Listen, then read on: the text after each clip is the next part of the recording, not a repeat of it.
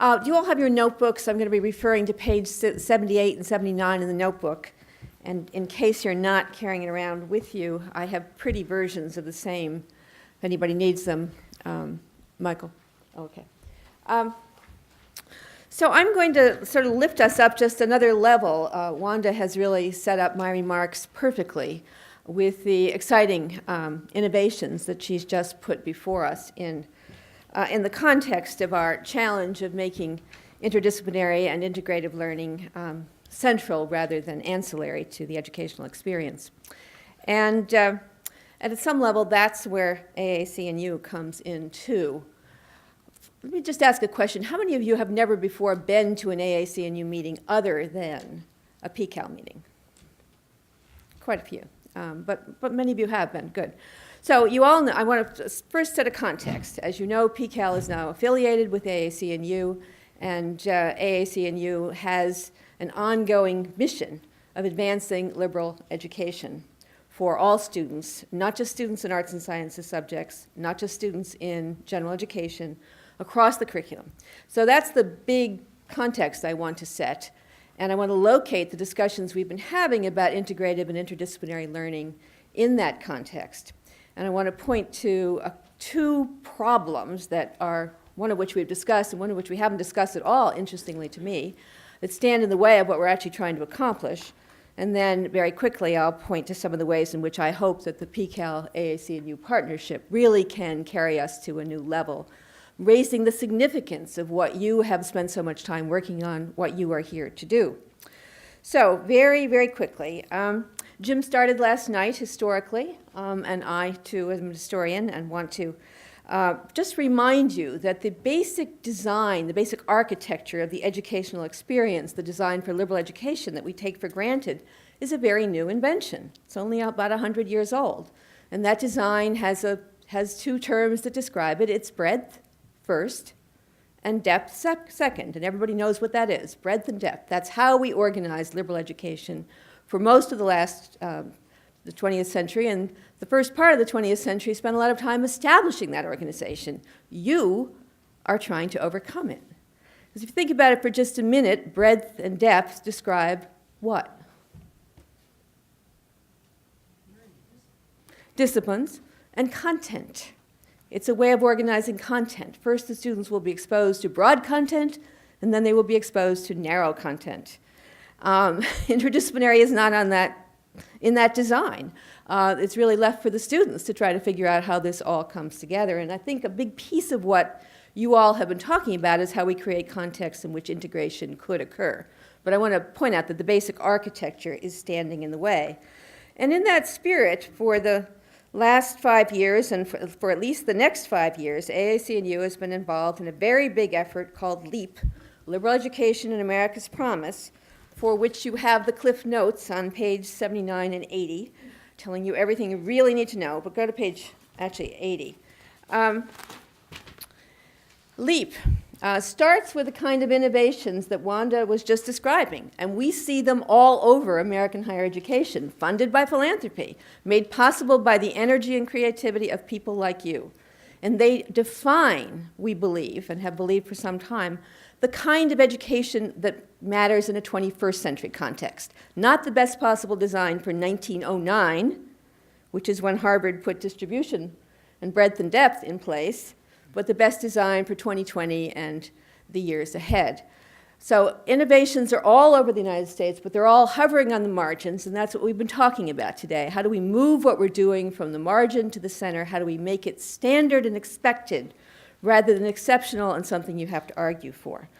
So we went back to first purposes, and that's what you find on page 80. I hope most of you have already seen these, but they are, for me, the context in which I come to a dialogue, a national dialogue about interdisciplinary and integrative learning and its importance, which you would like national associations to be promoting and which we are trying to promote, and welcome your assistance in promoting. On this page, you see a distillation of a set of outcomes that we're describing as essential. We're saying whatever they're studying, whether it's biology or neuroscience or English or economics, all students need some version of these essential learning outcomes. And let me just point to a couple of themes about these outcomes. It's not just enough to have broad knowledge. The argument here is that students need to be engaged in big cross-cutting questions like energy, like the environment, like poverty, like equality and democracy, so that they have some reason why they are studying these big disciplines. So big questions, and Jim talked a lot about that last night, and at some level we've all been talking about it all day long. A set of intellectual and practical skills in which inquiry and analysis, but also critical and creative thinking are expected. They're central. That's part of the context in which you're operating. Personal and social responsibility, Jim spoke to this last night, that we inform the future with wisdom, with some thoughtfulness about what it is that we are doing and why. And each of these three, broad knowledge, intellectual practical skills, personal social responsibility, you can go back 2 millennia and find these as themes for our liberal arts education. What makes this a 21st century vision, I want to argue, is the 4th strand. The notion that we expect every student to experience opportunities to integrate their learning and to apply their learning. And I want to argue that you cannot possibly apply your learning without integrating it. In order to do something with your learning, you have to pull things together and consider their meaning and their implications and their applications and ideally, you also create opportunities for students to think about what they're learning from the application, to reflect on the insights gained. This is a little different than some of the versions of interdisciplinarity that you've been talking about. Some of the work on interdisciplinarity is really trying to establish the legitimacy of emerging fields, which will become departments. That's the goal, to have them be departments or at least ongoing programs. But I'm talking about things that never will be departments. I'm talking about the kind of thing that Censor does, and some of you are in this, where you raise the question, take tuberculosis. We've known how to cure tuberculosis, I have learned from scientists, for over a century. Have we cured it? We have not. That's a social question. That's a political question. That's a policy question. So creating opportunities for people to think about, and somebody else used the term earlier today, the unscripted problems that require us to think across boundaries. Our goal is to make that standard and expected and normal, not something you have to struggle against all the boundaries to do.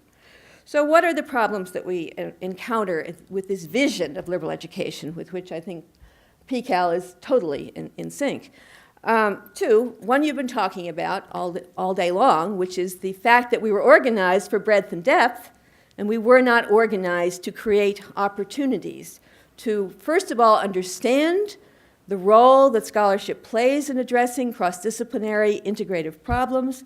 Secondly, to build the competencies over time with many practices that would enable you to work across disciplinary boundaries. And thirdly, to do some significant piece of work as an undergraduate that shows that you have developed those competencies. We're working to try to get that into the curriculum. You have lots of designs in this community for this.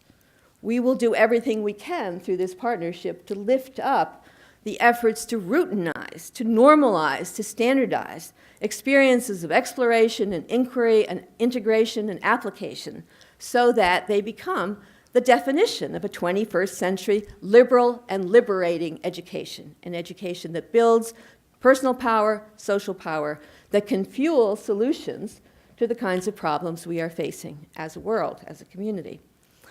So that's the opportunity, that's the spirit in which AAC&U welcomed PCAL into partnership.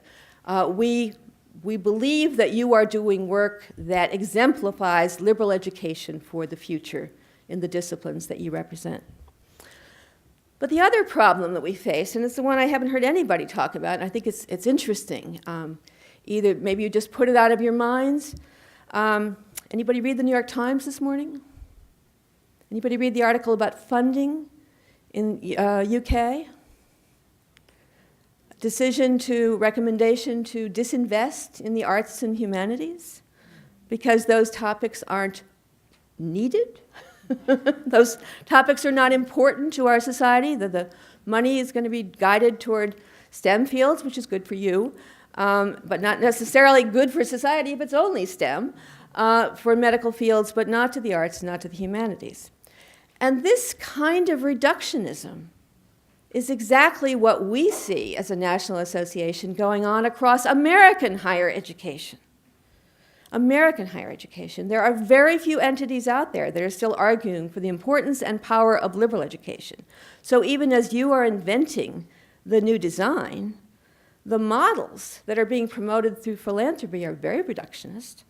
Many of them assume we can do without institutions, that we can just have online experiences for students. And there's a kind of logic model of what our philanthropy and our federal policy is now focused on, which is inputs and outputs, getting students into the system, having something good happen to them there, getting them out of the system, and increasing graduation rates. An enormous amount of federal energy and state energy is going into that. The new priority for the National Governors Association is to get them in and to get them out. When they talk about learning outcomes, they mean graduation rates. They do not mean anything that you have been talking about in this room. And if you don't think that that's an obstacle to the kind of reform and change and transformative vision that you have for what our students need and what our society needs, I think we need to recognize that we are operating in a very hostile terrain, and that is the other spirit in which I welcome the partnership with PCAL and the kind of work you're doing.